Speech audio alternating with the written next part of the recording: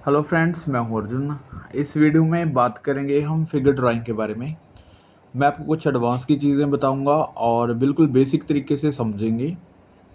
मैं आपको सबसे पहले टॉर्सो के बारे में कुछ बताना चाहता हूं।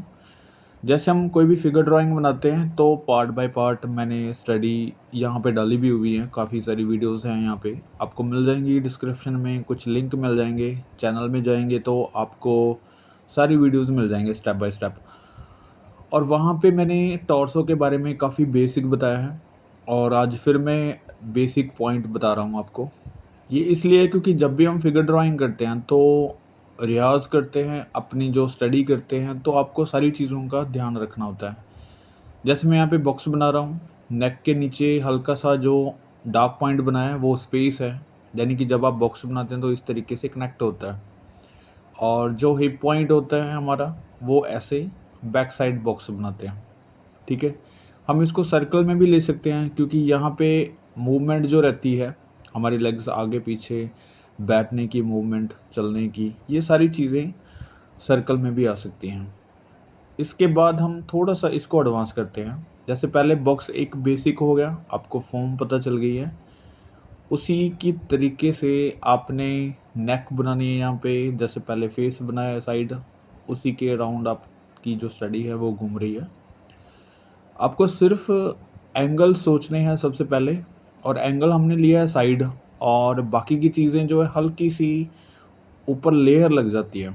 यानी कि जो बॉक्स आपको दिखाई दे रहे हैं, उसी बॉक्स को हल्का सा आपने एडवांस में लेके जाना है, उसको शेप देनी शुरू कर देनी है।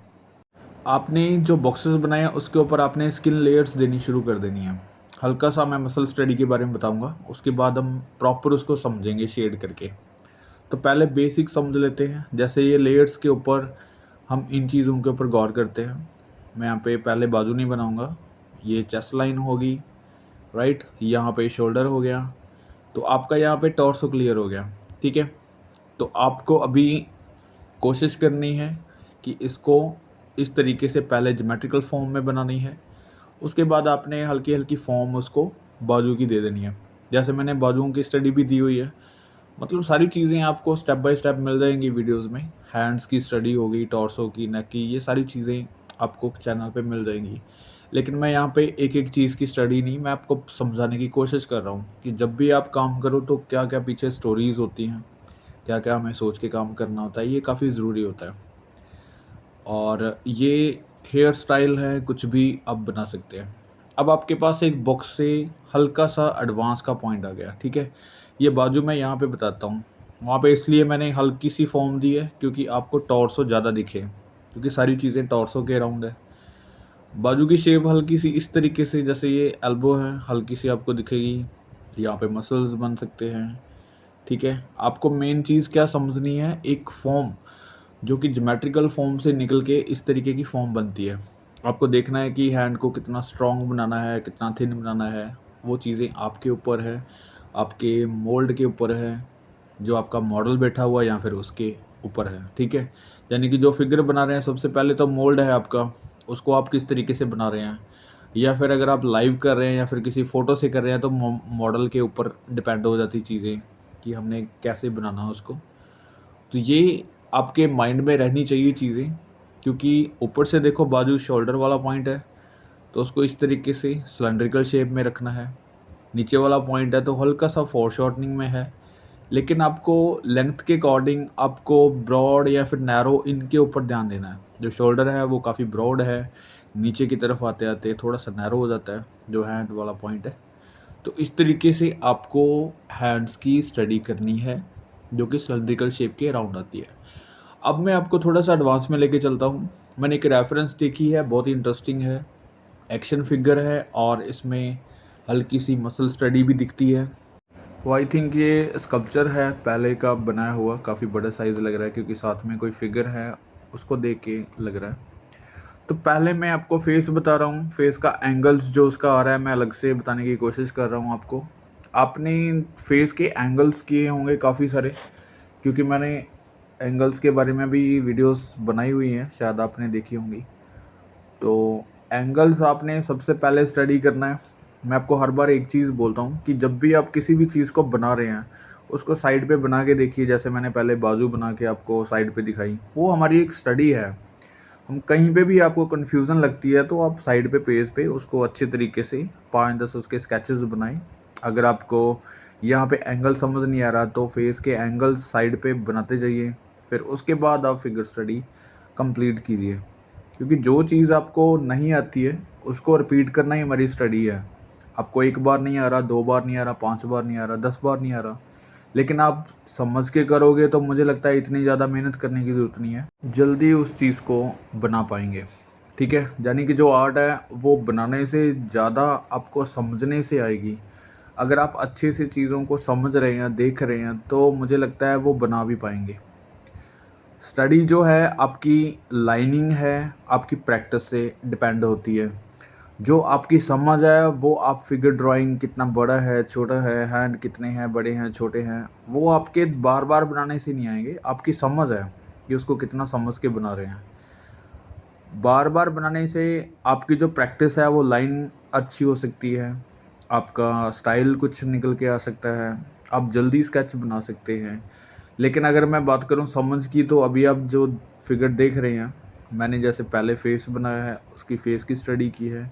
अभी वही फेस हम रिपीट यहाँ पे बना रहे हैं तो वो ईज़ी लग रहा है कि किस तरीके से उसको मैनेज करना है, ठीक है? इसकी बाकी की चीज़ें हम कवर नहीं करते ज़्यादा इतनी, सिर्फ़ एक एंगल ले लिया हल्का-सा। मैं इसमें आपको शेडिंग भी बताऊँगा करके, क्योंकि जो अभी तक वीडियोज़ आपने देखी होगी मैंने ज़्यादा अहमियत क्या लाइनों पे दी है, क्योंकि जब तक आपकी ड्राइंग सही नहीं होगी, स्केच ठीक नहीं होगा, तब तक आपको शेडिंग करने की ज़रूरत नहीं है। आप जल्दबाज़ी मत करो, अगर आपको शेडिंग नहीं आती है तो उसको छोड़ दो, बहुत अच्छे से आप सीख जाओगे शेडिंग करनी। लेकिन प्रॉब्लम आती है आपकी ड्राइंग में, जब तक आपको ड्राइंग ठीक में नहीं आती तो शेडिंग की अहमियत आपको समझ नहीं आएगी। तो जैसे पहले मैं लाइन वर्क आपको बताता हूँ करके कि किस तरीके से ड्राइंग बनाई जाती है। ये एंगल्स हैं टॉर्सो के, अभी तक जो टॉर्सो आपने बनाया था पहले, उसी चीज़ को फॉलो करना है। अगर मैं यहाँ पे बॉक्सेस देखूँ तो वही चीज़ मुझे नज़र आ रही है, बॉक्स का एंगल किस तरीके से बन रहा है वो चीज़ें मुझे समझ आ रही हैं। लेकिन आपके पास अभी रेफ़रेंस है, पहले मैं विदाउट रेफ़रेंस आपको समझाने की कोशिश कर रहा था।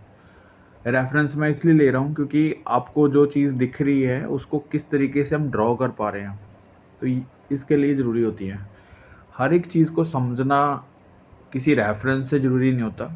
किसी रेफ़रेंस से अगर आप स्टडी कर रहे हैं तो उसको करने के बाद आप अपने इमेजिनेशन से रेफ़रेंस को साइड पे हटा के उसके बाद आप अपने आप से करके देखें कि कितनी चीज़ें आप कवर कर पाए हैं, कितनी चीज़ें आप उससे सीख पाए हैं, या फिर उसको दोबारा से बना पा रहे हैं या नहीं पा रहे। जैसे हम मेमोरी ड्राइंग बोलते हैं, तो मेमोरी ड्राइंग मीनिंग यही चीज़ होती है कि आपके माइंड में अगर कोई चीज़ बची हुई है तो आपको आउटपुट करना है। जैसे आपको बातें याद रहती हैं, स्टोरी याद रहती हैं। फॉर एग्ज़ाम्पल जो हम बात करते हैं, किसी की एग्ज़ाम्पल्स देते हैं, तो वो जल्दी हमें याद रहता है। जब हम ऐसी प्रैक्टिस कर रहे हैं, कोई पेंटिंग कर रहे हैं, या तो कलर याद रहेंगे या कलर्स के पीछे जो स्टोरी है वो याद रहेगी कि पेंटिंग में क्या बनाया था। और अगर लाइट एंड शेड ड्राइंग की चीज़ आती है, उस वैसे ही पेंटिंग हमने बिना देखे बनानी होगी, तो हमारी ऑब्जर्वेशन जो है वहाँ पे ख़त्म हो जाती है। तो यही चीज़ है हमारी स्टडी। अगर मैं आपको एक पॉइंट बोलता हूँ, जैसे अगर आप बहुत सारी स्केचिंग या फिर स्केचबुक कोई देख रहे हैं, उसके बाद आप स्केचिंग करते हैं, तो ऑब्वियसली आपके माइंड में वो चीज़ें घूम रही हैं जो आपने अभी देखी हैं।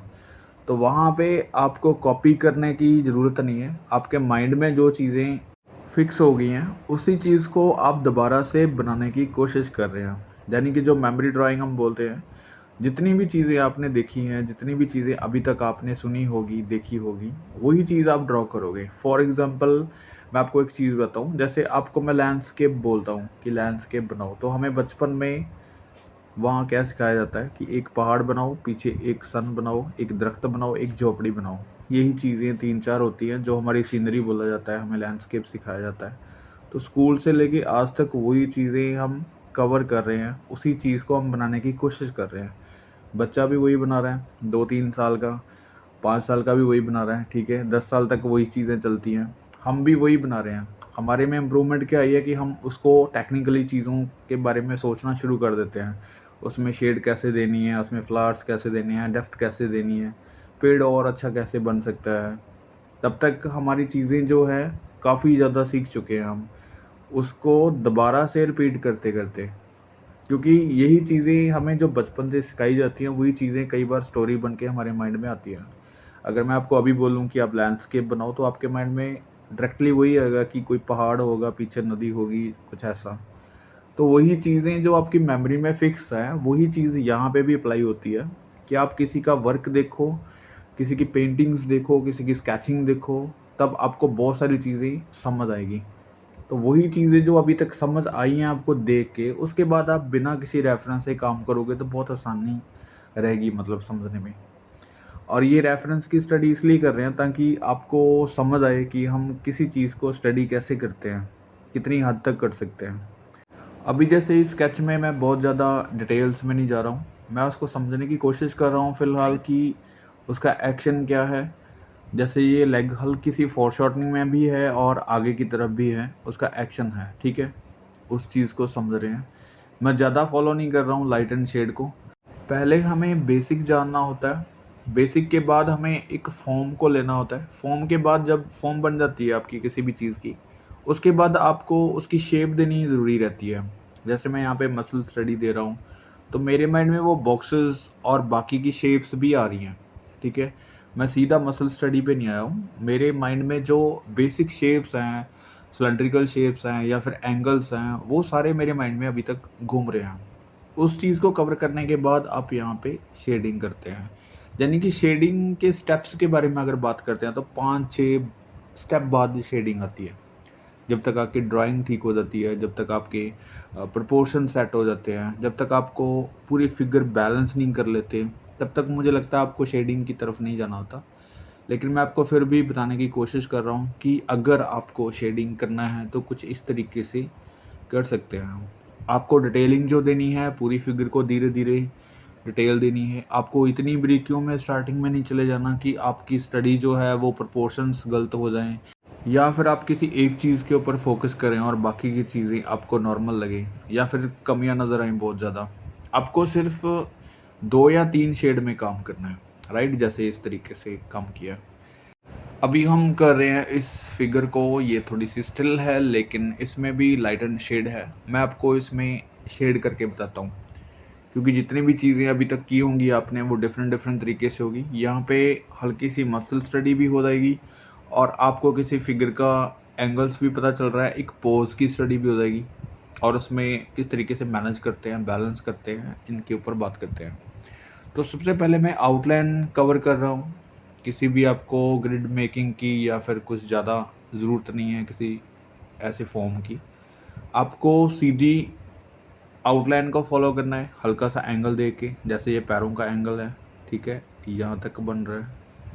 तो मुझे सारी चीज़ों को एक बार कवर करना है हल्की-हल्की लाइनों से, तब आपको नॉलेज मिल जाती है कि हमारे पेज पे कहाँ फिगर बन रही है। जब भी आप इस तरीके से आउटलाइन लेते हैं तो आपको एक प्रोपोर्शन मिल जाता है किसी भी चीज़ का। अगर आप लैंडस्केप, पेंटिंग कुछ भी बना रहे हैं तो ऐसे हल्की लाइनों से पहले शार्प करना है उसको, धीरे-धीरे उसको कार्व करना है।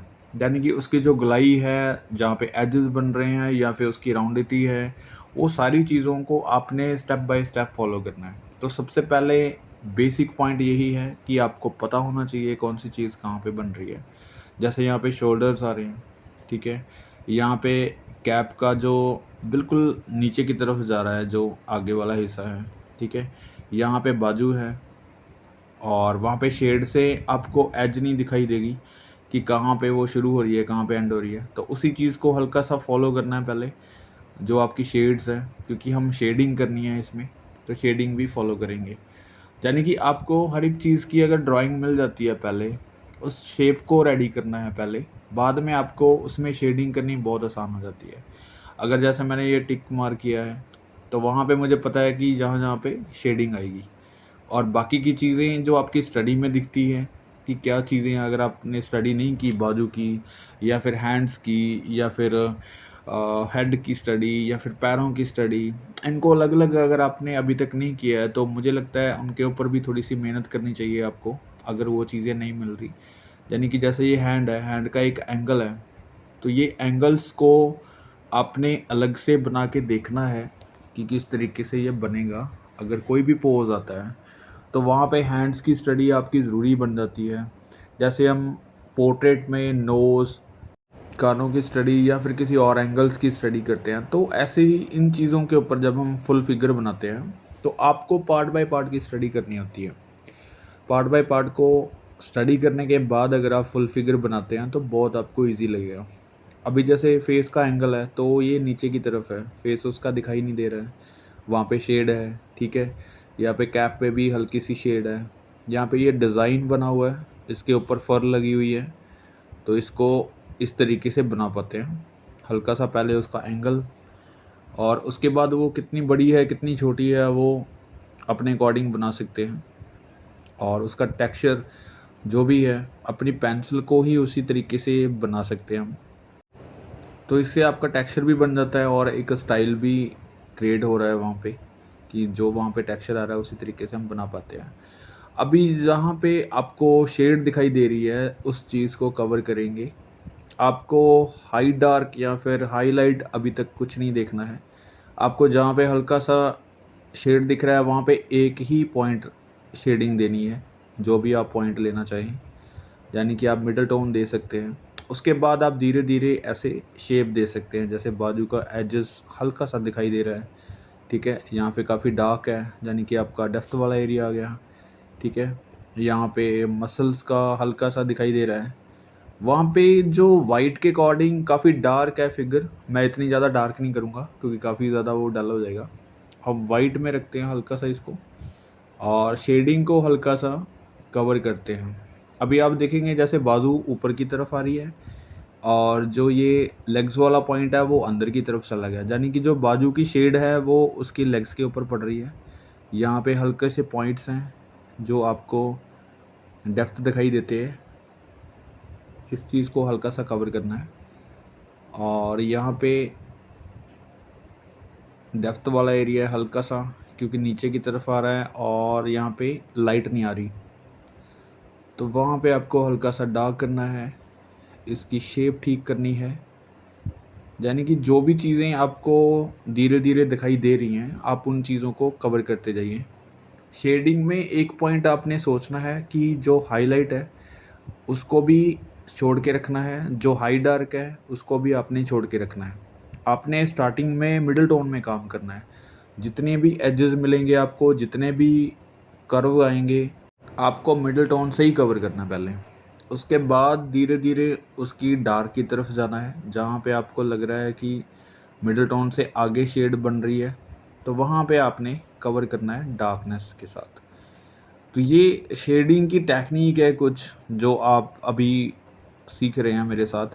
जब भी मैं कोई स्केचेस बनाता हूँ आप कोशिश करो, क्योंकि मैं ये रियल टाइम डालता हूँ, अगर आपके पास टाइम होता है तो आप उसके साथ साथ स्टडी कर सकते हैं, स्केचेस बना के देख सकते हैं और बहुत इजी लगेगा आपको। अगर आप डेली समझ के बनाते हैं किसी चीज़ को, आपको ज़्यादा स्केचिंग करने की ज़रूरत नहीं है, ज़्यादा चीज़ों को समझने की ज़रूरत है। अगर आप 10 स्केचेस भी बनाते हैं दिन में तो बहुत है। 10 स्केचेस में आपने क्या सीखा, और ये चीज़ें बहुत ज़रूरी है। आपके माइंड में ये सवाल ज़रूर आना चाहिए एक बार कि अगर आप स्केचिंग कर रहे हैं तो आप किस तरीके से कर रहे हैं, किस चीज़ की स्टडी कर रहे हैं, क्या सीखने के लिए कर रहे हैं और क्यों कर रहे हैं। ये सारी चीज़ों के जो सवाल हैं आपकी स्टडी में बहुत ज़्यादा इम्पोर्टेंस रखते हैं, क्योंकि जो मैं स्टडी अभी कर रहा हूँ ये शेडिंग के लिए कर रहा हूँ, ठीक है, फिगर स्टडी को शार्प करने के लिए कर रहा हूँ। ये मुझे क्लियर है कि मैं ये स्टडी किस तरीके से कर रहा हूँ या फिर मैं क्यों कर रहा हूँ। तो ये आपके माइंड में भी होना चाहिए। अगर आप जब भी स्टडी करते हैं तो एक बार ज़रूर सोचिएगा कि जो चीज़ आप सीख रहे हैं आप उसी चीज़ की स्टडी कर रहे हैं या कितनी इम्प्रूवमेंट आ रही है। तो आप देखेंगे इन चीज़ों के साथ अगर आप स्टडी करेंगे तो आपके वर्क में इम्प्रूवमेंट ज़रूर आएगी। आप देखेंगे कि आपका पहला जो स्केच था और अब का स्केच है उसमें कितना फ़र्क आया। So thank you so much for watching this video.